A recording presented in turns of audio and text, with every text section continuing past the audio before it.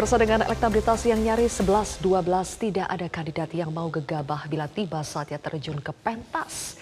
Banyak pengamat meramalkan dalam Pilpres 2024 sosok cawapres bakal jadi kunci kemenangan. Karena itu semua kubu baca pres tidak mau terburu-buru. Bibit, bebet, dan bobot cawapres harus dipastikan cukup bermutu.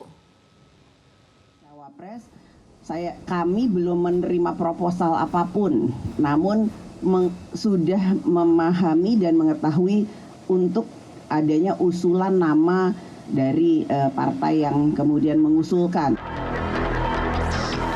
Baru menerima usulan, itulah pernyataan resmi Puan terkait bacawa pres yang akan diusung PDI Perjuangan.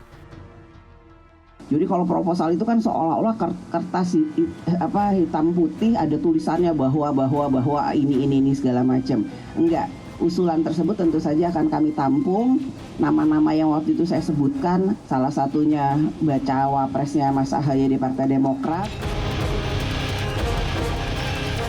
Pertemuan Puan Maharani dan Agus Harimurti Yudhoyono jadi sorotan usai Puan menyebut nama Ahaye masuk bursa bacawa pres PDI Perjuangan. Puan adalah anggota tim khusus penjaringan bacawa pres Ganjar Pranowo bersama Megawati Soekarnoputri dan Prananda Prabowo. Namun PDIP dan Puan menepis tudingan penyebutan nama Ahaye bertujuan mengganggu Koalisi Perubahan untuk Persatuan yang tengah sibuk mematangkan bacawa pres Anies Baswedan. Sambil menunggu, toh lamaran dari Pak Anies Baswedan ke Demokrat juga belum turun, maka ya nggak ada salahnya kita berdialog, dan itulah uluran tangan dari PDI Perjuangan dengan mengedepankan semangat persatuan dan kesatuan bangsa, dan itu hal yang positif. Relasi Partai Demokrat dan Koalisi Perubahan untuk Persatuan memang tengah mendapat ujian. Sejumlah elit Partai Demokrat mewacanakan evaluasi dukungan terhadap Anies Baswedan bila nama bacawa presnya tidak segera dideklarasikan. Namun sikap resmi Partai Demokrat tetap sesuai kesepakatan, yaitu menyerahkan keputusan soal cawapres kepada Anies Baswedan. Capresnya jelas Mas Anies Baswedan, keputusan siapa cawapresnya kita serahkan kepada Mas Anies selaku capres. Itu piagam koalisi yang sudah kami tanda tangani, sudah kami sepakati. Kami sampai dengan hari ini, saat ini terakhir komunikasi dengan ketum kami Mas Ahaye, kita terus komitmen. Berbagai survei menunjukkan elektabilitas tiga baca pres bersaing ketat. Hasil survei Indopol misalnya, elektabilitas Prabowo berada pada angka 31,21%, disusul Ganjar pada angka 30,48% dan Anies Baswedan pada angka 26,53%. Sedangkan dalam simulasi top of mind, perbedaannya lebih tipis lagi. Prabowo mendapat angka 24,68%, Ganjar 24,19%, dan Anies Baswedan 20,4%. Dengan elektabilitas yang nyaris 11-12, tidak ada kandidat yang mau gegabah bila tiba saatnya terjun ke pentas. Banyak pengamat meramalkan, dalam Pilpres 2024, sosok cawapres bakal jadi kunci kemenangan. Karena itu, semua kubu tak mau terburu-buru dan mencari momentum yang presisi kapan itu akan kita umumkan, tapi deadline-nya kan sudah ada ya, 16 Juli maksimal, yaitu kesepakatan bersama. Bukan hanya Mas Anies ya, Mas Anies sudah menyampaikan itu kepada ketua-ketua umum. Setali tiga uang dengan kubu Ganjar Pranowo, walau telah resmi menjalin kerjasama, Ibu Mega belum juga memberi lampu hijau kepada sosok cawapres yang diajukan P3. Beliau pernah menjadi calon gubernur dan kemudian turun menjadi wakil gubernur DKI, dan itu liputannya, exposure-nya sudah hampir sama dengan nasional. Beliau sudah menjadi calon wakil presiden, dan itu belum pernah dilakukan oleh kontestan yang lain yang namanya muncul belakangan ini.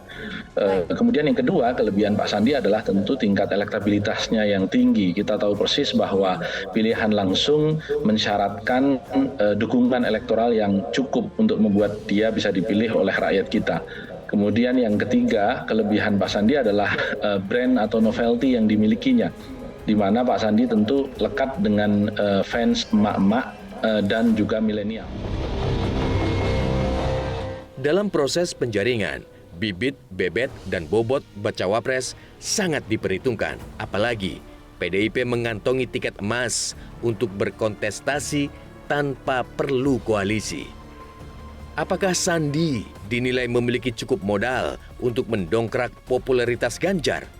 Timbangannya elektoral, maka perlu dilihat kekuatan dan kelemahan Mas Ganjar sebagai calon pengantin yang sudah diusung oleh PDI Perjuangan ya. Yang pertama, Mas Ganjar itu kuat di Jawa Tengah. Di Jawa Timur unggul, tapi keunggulannya menipis, tinggal 4%. Nah, Mas Ganjar lumayan lemah di Banten, di Jawa Barat, di Sumatera, dan Sulawesi. Nah, pertanyaannya, Mas Sandi punya nggak semacam resep untuk mengobati kelemahan elektoral Mas Ganjar?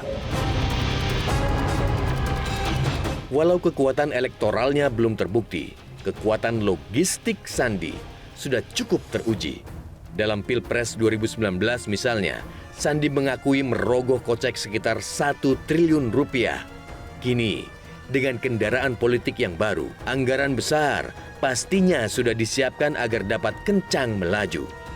Kita tahu persis pemilihan langsung ini membutuhkan biaya tinggi, 831.000 TPS dan keliling di 514 kabupaten kota seluruh Indonesia.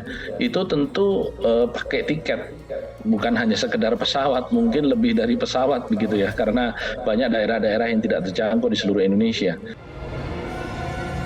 Dan yang mungkin tidak kalah pentingnya, modal endorsement dari Presiden Joko Widodo yang dipercaya bakal mendongkrak elektabilitas Sandiaga.